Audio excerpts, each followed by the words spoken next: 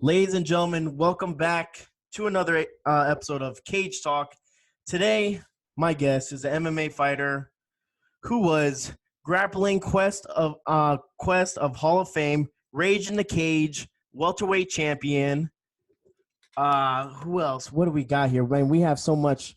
Hold on, because we have Ring of Fire, welterweight champion, King of the Cage, lightweight and welterweight champion. We have the Ultimate Fighter Season 2 winner. And let's not forget actor. We have Joe Daddy Stevenson. How you doing, buddy? I'm doing really good. How you doing, Alex? I'm just hanging in here. Joe, we finally did it. We finally got it. It took a little bit, Joe, but we're here, man. I'm glad to have you on. No worries. It took my girlfriend getting a new computer. So Hey, that worked really well. I mean, hey, whatever it takes. Again, whatever it takes. The first thing I want to know about you is, are we gonna get season 4 of The Kingdom? Is that happening?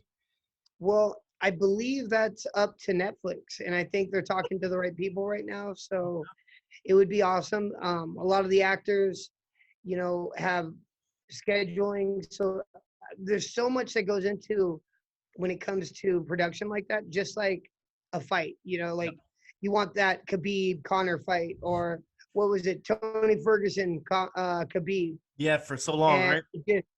and it just never kind of worked out. And that's kind of how it is. It takes a whole village to get that to work. There's production, there's the crew that works on set, there's the actors, there's everything coming together to make something amazing. Yeah, exactly. And imagine trying to get us together on doing a Zoom call took a while. Imagine trying to get either 200 to 300 people on set. So that's a hell of a.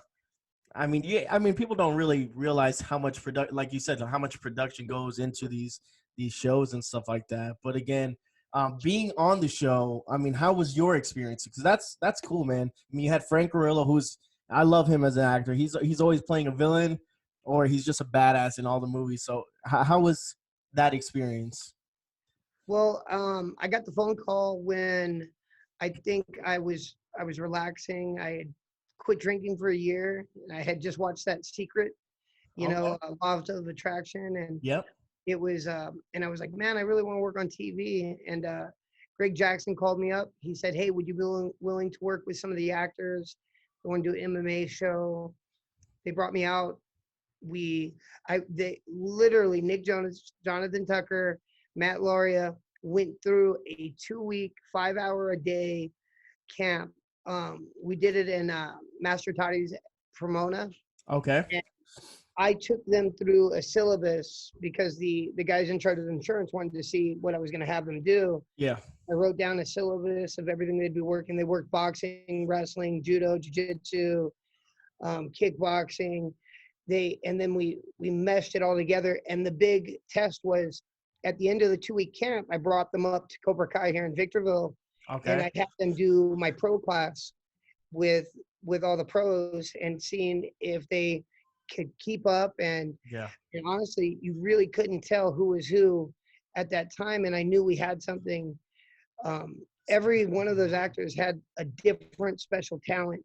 Frank Grillo had past experience in jiu-jitsu and boxing, so it was pretty easy to navigate around that. And the fighters that we brought on were all my friends, so I trusted them.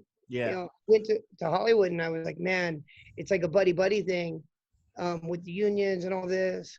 And then I realized how much could go wrong if one thing happened. And it really isn't as much of a buddy thing as I know this guy's not going to screw me, and he's not going to screw the production. So I'm vouching for him. Yeah, and gotcha. I learned so much in Hollywood as far as like how to react. I learned just as much from the actors as they learned from me, just growing as a person. It was great. Yeah, it was probably a little bit of both worlds. They got some insight on the MMA world, and you got some insight on the acting world. So it worked out for both of you guys. That's kind of cool. Yeah, it was really neat to watch it, because at some point you kind of felt, I was a technical advisor, so I got to put my input in what would work and what wouldn't work, and to watch them grow and become better and better. Nick Jonas almost signed a fight in Risen. Really? Popstar. Yeah, they were in negotiations and everything. That was 100%. I think Risen was shocked of how he like picked it up. Said, and yeah, stuff? let's do it. And they kind of, it was just back, negotiations go back and forth. I think instead of him fighting, I think that's when Mayweather fought on their card. And honestly, I think Nick would have tore it up. Like, he originally wanted to do more of like the striking, but when I saw him, and to me, what impressed me with him was his grappling. With Matt Lauria, it was his ability to take on that wrestler, that alpha male, that mindset that you have to have, of breaking your opponent's will and making them do your will. Jonathan Tucker, he fell in love with it, and to this day still is working his butt off, which is great. Some of his striking is just phenomenal. He got inspired, and that's a dream of any coach. Like, when I first started fighting, it was like in, I think 1999 was my first fight. Okay. And we're all doing it to prove something. And, I'd been training years prior, and you're proving something to yourself. And now it's kind of changed a little bit. People want to be famous. Back then you didn't have to worry about being famous. Exactly. You're just trying to, earn that cash and keep moving forward. But back in the days, like, your coach would teach you with fear. And the problem with instilling fear in somebody is, after 14 minutes, that last minute of the fight, if they were scared, there's a chance that they'll just give up. But if you make them love it, unfortunately, they'll put their life on the line, which means they'll fight every second of that fight. And they fell in love with it. And It was beautiful to see. That's awesome, man. That's a really cool experience. You got to a lot of fighters don't get that. And especially the show. The show is amazing, man. The show was really good. I know my buddy was talking about it. He's like, yeah, go check out this MMA show. And I was like, I hate watching MMA movies or shows and them not getting it down packed. When it looks. How did you like the fight scenes? Because I choreographed all of those. Very nice. You ever seen Never Back Down? I actually didn't see. Wait. So Never Back Down, I think I saw it with. Is that the one where the guy's shadow boxing on the train? No, Never Back Down was like the high school kid, and he goes and it's and the capoeira guy. Yeah.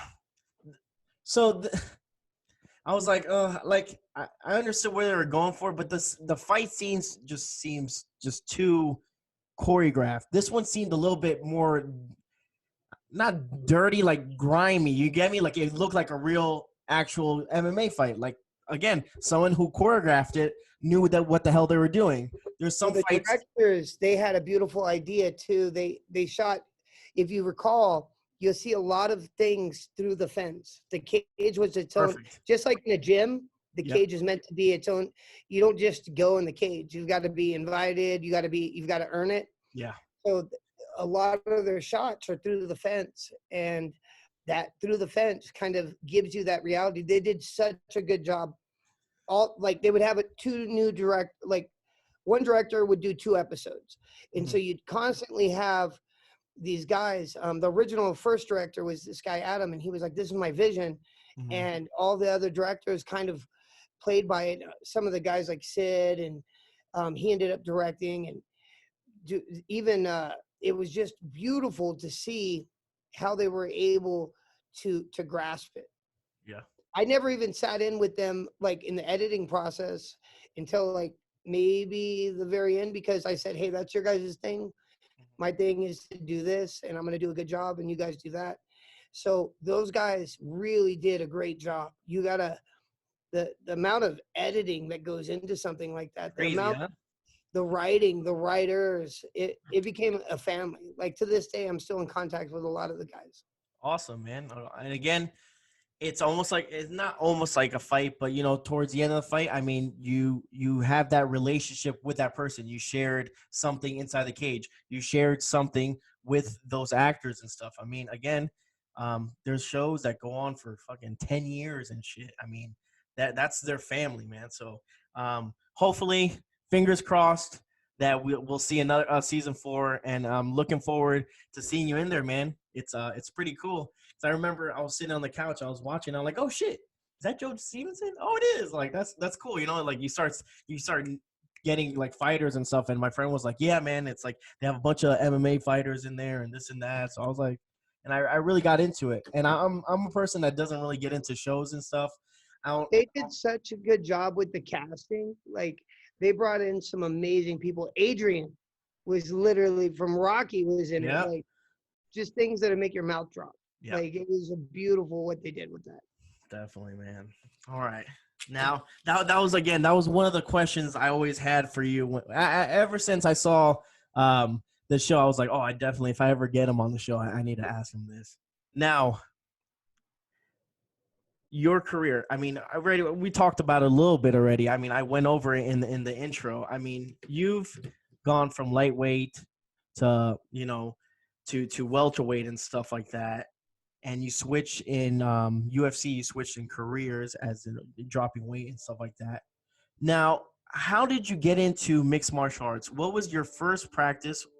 And what kind of, was there anyone that you looked up to when you were starting this? There's idol? I know Diego Sanchez was Claude Van Damme, he told me.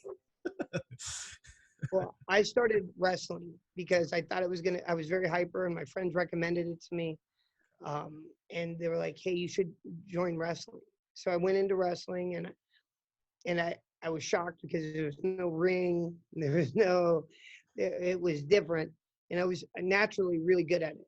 And after training in junior high, before I was a freshman, going into my freshman year, I had idols like a guy named Dan Henderson, who is from Victorville, and he had started fighting. You know, at that time he's fighting Carlos Newton in the UFC, and I'm just like, oh man, he's a wrestler. I could do that.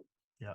So I started doing judo and jiu-jitsu, and I became really good at that, and I excelled in it. And I was like, I wanted to test myself, so I was like, how good am I? And that's why I started. You know, everyone fights for a different reason. The trick to coaching somebody is figuring out what they're fighting for and then navigating their career around that.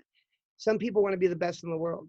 And it's important that once they realize what they're doing it for, they always strive for it. And they don't forget what got them there is hunger. Okay. There's so many reasons. Some people just want to sign boobs. Some people want to skip lines, you know. And you can navigate that. As a coach at a gym, your job is to help facilitate people's dreams, because not everyone's going to be a world champion. No. But when you make a relationship with them, you try to get them as far as they can possibly get, no matter what. And, you know, from injuries to personal conflict to evidently national, global pandemics, you know, you have to work through it. And that's why people love, you know, when a champion grabs the mic for the first time, they're always so positive, because you have to be an optimist to get there. You're either cocky or confident. The cocky people, they tend not to have too many bridges on the way back down. The confident people that do it right, you know, they're able to make a lifestyle around it. It's like surfing, you know, surfing becomes a way of life. Yeah. MMA becomes a way of life. Definitely, man.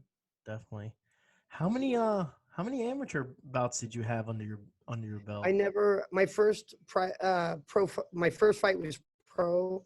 I fought a guy named Joe Camacho. Gene LaBelle was the referee. And then after that, I fought a guy named Steve Horton, who is like ranked. Then I fought Jens Pulver.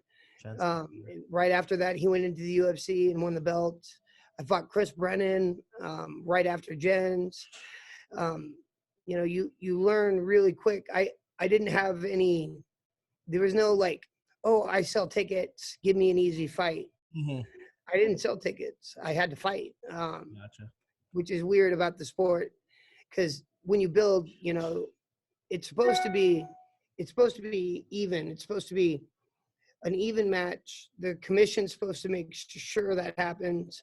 The matchmaker is supposed to do the best interest of the promotion. And then you have two different fight camps, which have different ideas and concepts. And everyone thinks they're going to win.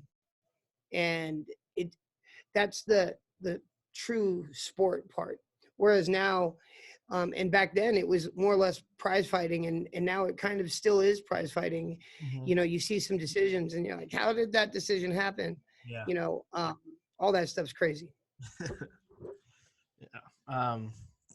Yeah. I agree with you on that. Some of the decisions lately have been a little, and you're just like, what's happening out here? Like, and I've talked to several fighters about what would they do differently or something. Like, I'm like, oh, maybe you need to get, retired MMA fighters to go, but then it's like, no, but then they could be biased. I mean, the only way to do it would mm-hmm. be with criteria.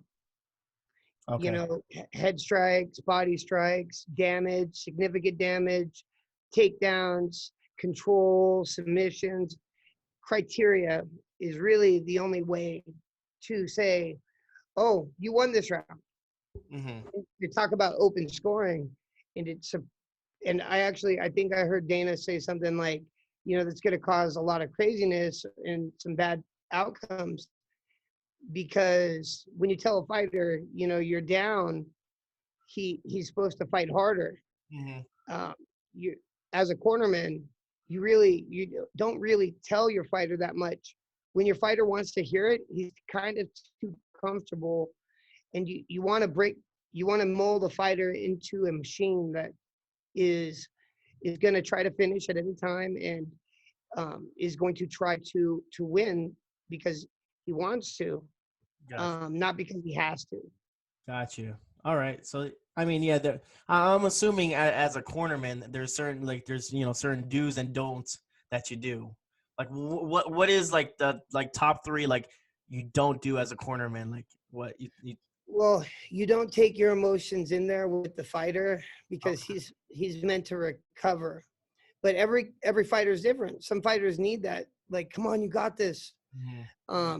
Some people want to be slapped. I think that depends on the relationship of the coach and the fighter. Okay. But for the most part, you want them to recover in between rounds. You want to take what they did in that last round and continue to do the good things and stay away from the negative things. So you can't really understand somebody until your heart rate drops down to like 140. And if you're in a bad fight, it's like 170, 175, Mm-hmm. 165. So your guy really can't take instruction and as well. So you need to have him calmed and relaxed. And then when you give him instruction, it needs to be game plan efficient. When, like the art of war, when you go out there and you're fighting, if you're not thinking about slicing and dicing, or in our case, footwork, position, opponent's attacks, things like that. Mm-hmm. If you're thinking about anything else, you're not doing your all to win. Exactly. And you want to relay that to the fighter. You want them to recover. You want to address any cuts. Mm-hmm. You want to make sure they've got their ice so their body is cooling down. You want to make sure that if there's any injuries or anything inaudible, like you look at some great quarterbacks that are able to that 2-minute drill where they're calling the plays. Yep. That's your job. If your game plan wasn't working, you're supposed to tell that fighter, hey, clearly we wanted to pressure and it's not working. We need to stay on the outside, let him overcommit, and then look for the takedown, something like that. Gotcha. Now with the Holloway fight, because this has been a hot topic. All right. So if you're in the corner of, I think his name was Calvin Cantor, right? I think that was the gentleman's name. All right. He was, again, getting outboxed in every round. Now, as you being a cornerman, in what round do you go, okay, we need to stop doing this because this is not working.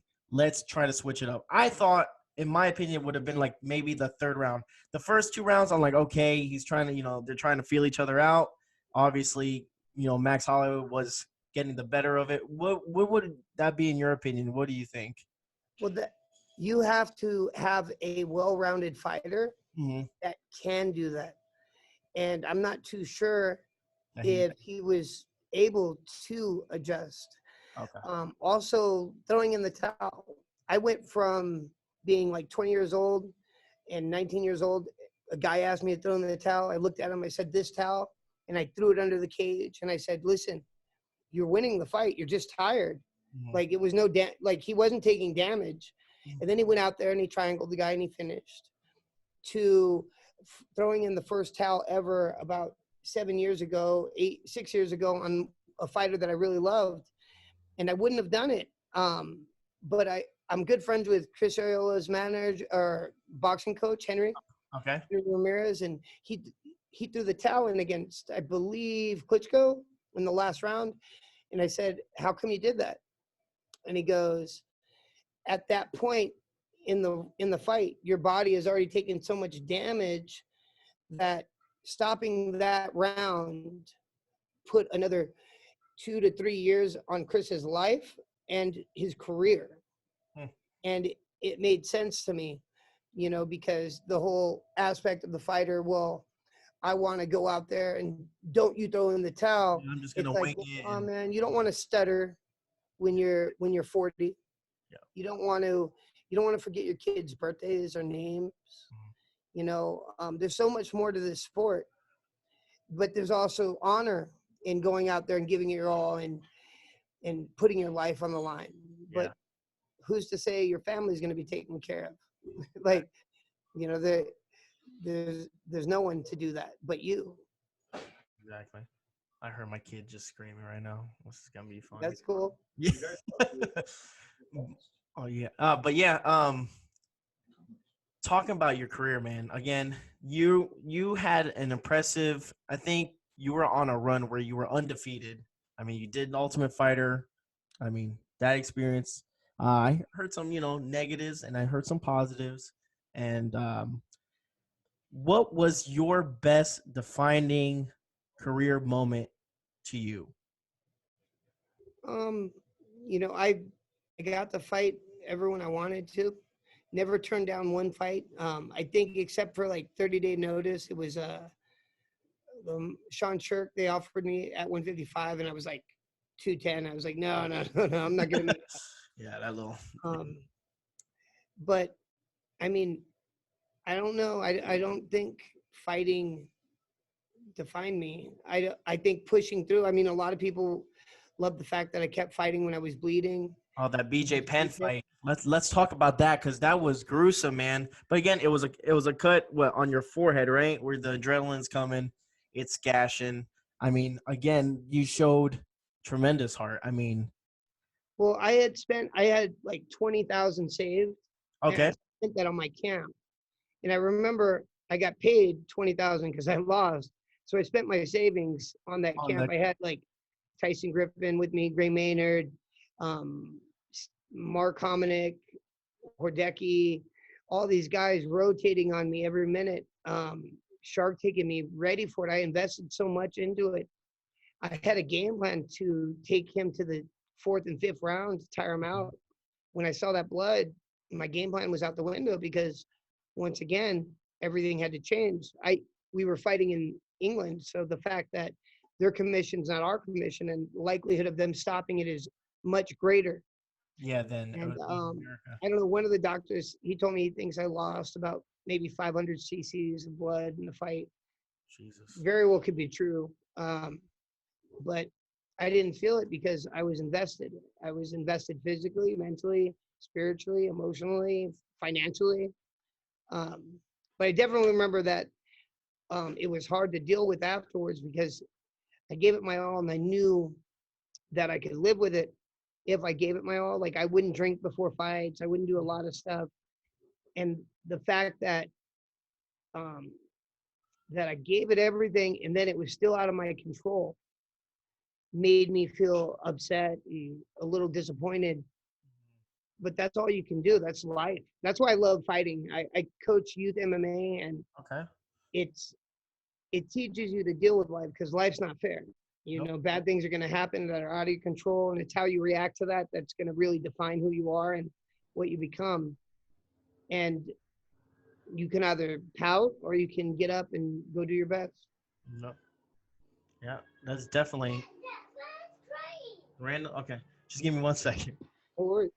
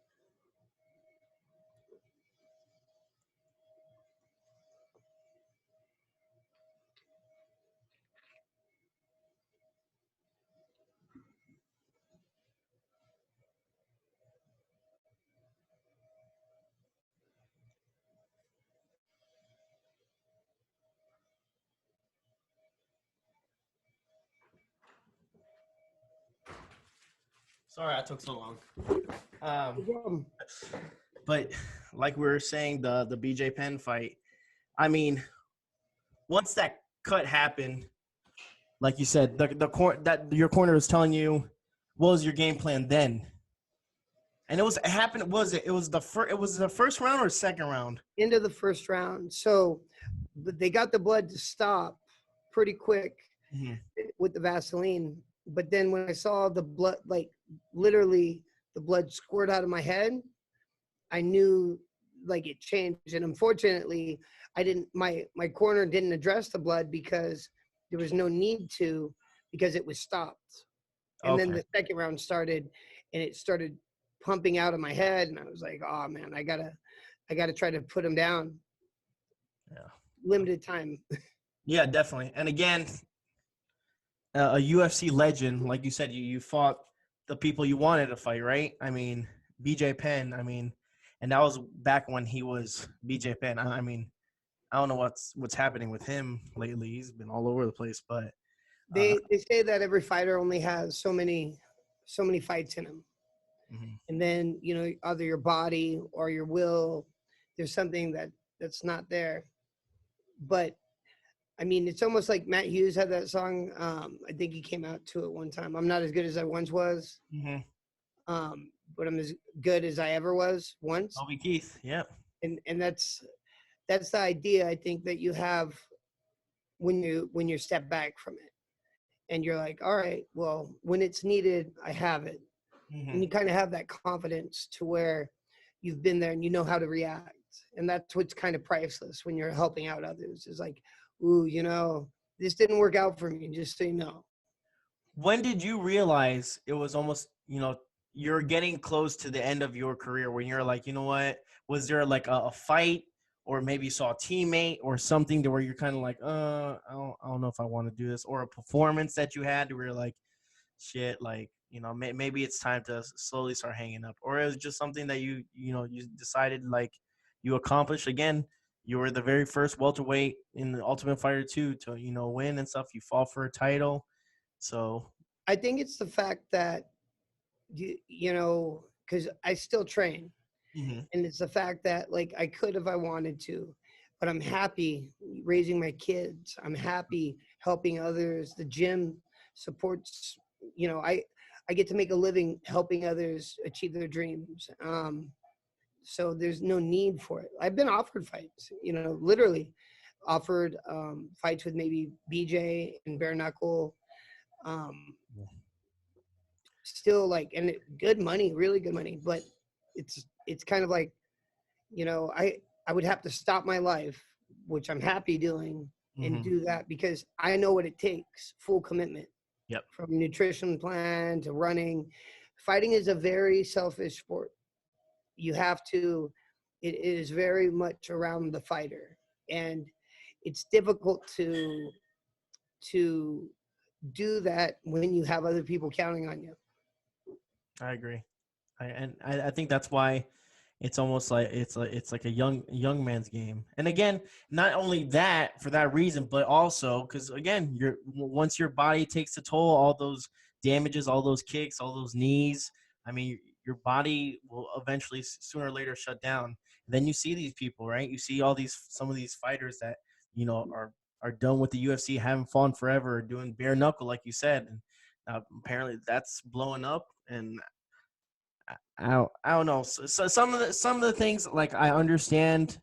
Sometimes these fighters can be very they're very prideful. Like that Chuck Liddell Ortiz 3 should have never happened in my opinion. But what is it about retiring and then I feel like they still have something left to prove, and that's why they end up fighting. They're back in the cage. Well, I mean, there's always that question that wants to be answered. Do I have it? Mm-hmm. Am I better than that person? You don't have to be better than the person all the time. You have to be better than that person that day, and you can manipulate your schedule around that, and it's fun to find out. But the bare knuckle, it seemed in the beginning, I was thinking like originally that stuff was instead of a duel, like before that, before they had like Queensberry boxing Mm-hmm. and like, all right, first person to drop, all right, that's it. It was cool. I'm going to slap you with this glove. We're going to walk 10 paces, turn around, and somebody's going to die. Mm-hmm. So, I mean, when you look at it bare knuckle that way, it was a gentleman's sport. Whereas, and now where they're doing it, you're catching hungry fighters that still have a little bit to prove, and they're going at it. For sure, there's more lacerations and stuff. People like to see that, but it kind of gives the fighter the ability to kind of go out on their own terms. Maybe their career didn't end. Not everyone gets to step away like George St. Pierre at the top. Yes, sir. Everyone talks about pound for pound. It's like, well, George fought the best. George never popped. George did everything the right way. Retired, came back, and then beat. Like the champ. Yeah. So it's like it's weird to hear Khabib. Khabib's a great fighter, but if you watch his career, he fought the right guys at the right time. George came from a time where you fought everyone, no matter what time it was, and then you saw who was better. I think a loss to Matt Serra and to Matt Hughes, and then he beat them. It's like okay, and then decisively too. It wasn't like it was decision. Like he finished them. Yeah, that's something that you have to respect and has to. I'm surprised that anyone else is in the argument. Yeah. John's an amazing fighter. He's done great things, but he's done a lot of stuff to tarnish it. Yeah. But he's definitely fought the who's who. Yeah. But then to hear like Khabib in the argument when like he wants to retire after two defenses, it doesn't make sense to me.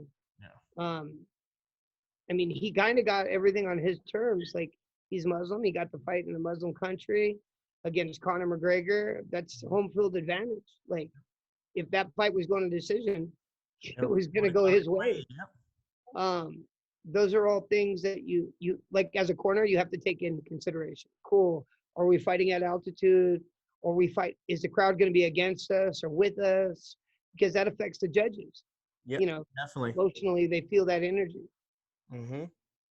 Especially the judges they're getting nowadays. I mean, who the hell knows who they're putting as judges? But some of the stuff is very questionable. Before I let you go, man, I just want to know what was the best moment for you inside the octagon. Being able to grab that mic after a fight, or honestly, after my loss, I got knocked out on the last Ultimate Fighter, and I had asked him to pray afterwards, And win or lose, I was able to get up and remember what was important, because like at the time there was like they were saying it was a Muslim ban, but certain people weren't allowed in the country and stuff. Mm-hmm. But we all went backstage, all different religions, and all prayed, and we're able to do that. That was probably one of the crowning achievements, to be able to be blessed enough to still be a champion, because anyone can be happy when they win, but to be able to, especially if you've been knocked unconscious, to get up and to do the right thing. Still. That wasn't me, that was God.